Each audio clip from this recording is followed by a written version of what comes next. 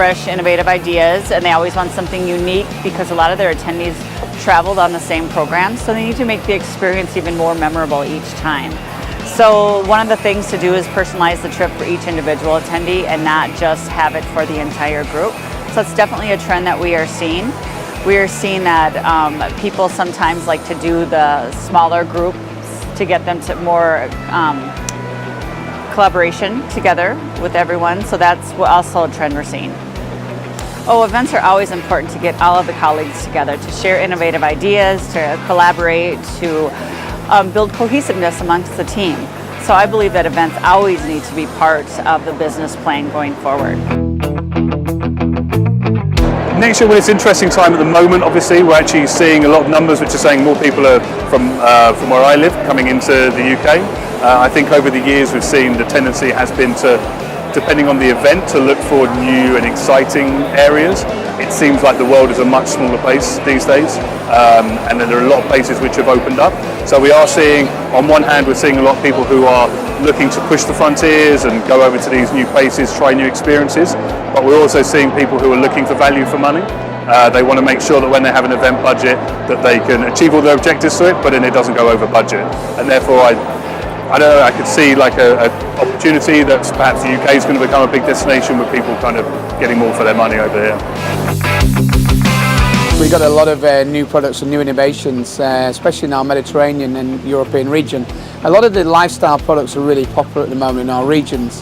When I say lifestyle products, I'm talking about local experiences that just you can't do with a big group. So going to somebody's house, cooking, going to the market, buying fresh produce, and then going cooking with them. That's a really sort of fashionable thing at the moment for us. So we're looking at a lot of innovations with the team.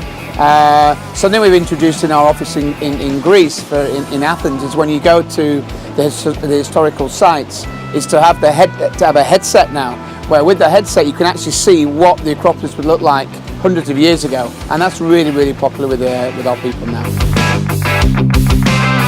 I would say that technology, ongoing trend, is not a new trend, but increasingly it's enabling our lives, whether it's how we network, how we gather information. So I think technology is going to remain a really big part of our industry.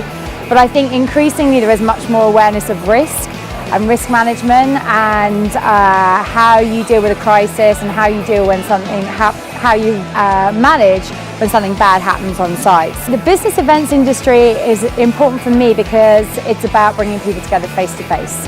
Some of the best business I've ever done has been in the bar, at the end of a conference, and people by people at the end of the day. Whether that's doctors meeting to discuss a cure for cancer, or technologists meeting to talk about green solutions. So that human connection, that's what business events are all about for me. What we're predicting in 2017 and beyond is we see a continued growth in the incentive market on all scales. And we see from the US standpoint, we see a lot more momentum and a lot more movement of companies wanting to go to more exciting destinations. And if you look at places around the globe, specifically more in Asia-Pac's world, we see a lot more interest, so see a lot more growth opportunity of that in the future.